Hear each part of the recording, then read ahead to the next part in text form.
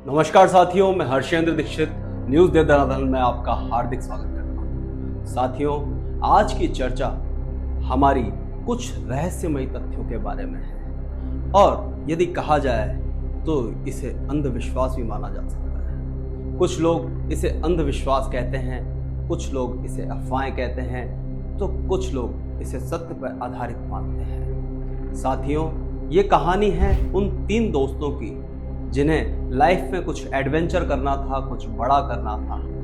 बड़ा करने की चाहत में उन्होंने सुना एक ऐसी जगह के बारे में जहां के बारे में कई तरह की अफवाहें, किंवदंतियां अथवा अन्य घटनाओं के बारे में उनको जानकारी मिली, जिसके बारे में वो जानने के लिए इतने ज्यादा उत्सुक हो गए कि सिर्फ उन्होंने वहां जाना ही नहीं, अपितु वहां जाकर पूरी रात ठहरने और पूरी घटनाओं को स्वयं एनालिसिस करने का निर्णय लिया। और वो तीनों दोस्त उस जगह पर पहुंचे। जगह पर पहुंचने के बाद कुछ ही समय बाद रात्रि में उनका एक मित्र कुएं में जा गिरा। बड़ी मशक्कत के बाद बाकी बचे 2 दोस्तों ने उसे उस कुएं से बाहर निकाला। बाहर निकालने के बाद उन्होंने कुछ ऐसी घटनाओं का ऑब्जर्वेशन किया जिसके बाद उन्होंने निर्णय किया कि तुरंत यहाँ से निकलना चाहिए। और जैसे ही वो कार लेकर उस किले से थोड़ा आगे निकले, वहीं पे उनका एक्सीडेंट हुआ और तीनों दोस्त वहीं पर एक्सपायर हो गए। साथियों, मैं बात कर रहा हूँ भानगढ़ के किले की। जी हाँ साथियों, भानगढ़ का किला। इस किले को 16वीं सदी में राजा माधो सिंह ने बनवाया था, जो कि आमेर के राजा मान सिंह के छोटे भाई थे। इस किले को पहाड़ियों की ढलान पर बनाया गया है और पुराने समय में इस किले में सभी तरह के बाजार और अन्य सुविधाएं उपस्थित थी। साथियों, वैसे तो इस किले से कई तरह की कहानियां और किस्से जुड़े हुए हैं, लेकिन प्रमुखता देखा जाए तो रानी रत्नावती की कहानी को विशेष महत्व दिया जाता है। कई लोगों के मुंह से रानी रत्नावती के बारे में सुनने को मिलता है।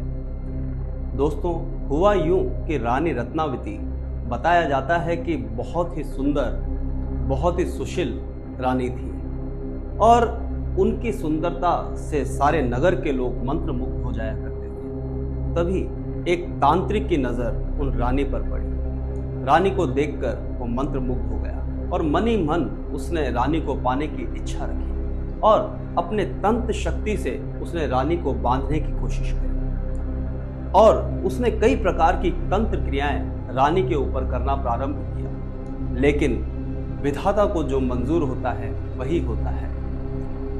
एक समय की बात है कि जब वो तांत्रिक रानी की कुछ तस्वीरें लगाकर और कई तरह की तांत्रिक क्रियाएं कर रहा था, तभी रानी की बांधी तुरंत अचानक उस कक्ष में घुस के चले आई।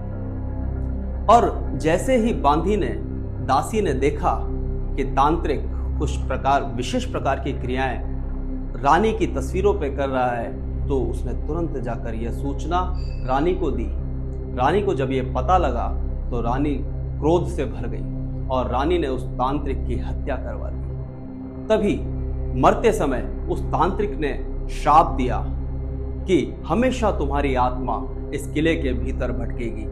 ये भी एक कहानी इस किस्से में और भानगढ़ के किले से जुड़े हुए किस्सों में से एक है। और साथियों, ये बात सिर्फ पुराने समय की ही नहीं है, आज भी कई लोगों का कहना है कि इस किले से रात्रि के समय कई तरह के लोगों के चिल्लाने की आवाज़ है, कई पैरानॉर्मल एक्टिविटीज़ अथवा संगीत की आवाज़ें निरंतर सुनाई देती रहती हैं। कई लोगों ने इसे सुना और लोगों को बताया। और साथियों, भारतीय पुरातत्व विभाग ने तो बाकायदा भानगढ़ के किले के बाहर एक चेतावनी भी लगा रखी है। चेतावनी में लिखा है कि सूरज अस्त होने के बाद अथवा उदय होने से पहले इस किले में जाना वर्जित है। साथियों, सत्य और अंधविश्वास के बीच में एक छोटा सा दायरा होता है, इसको समझना हम साधारण मनुष्यों के वश में नहीं। साथियों, भानगढ़ का किला अपने आप में एक बहुत बड़ा रहस्य है। जिसके बारे में सरकार भी मानती है।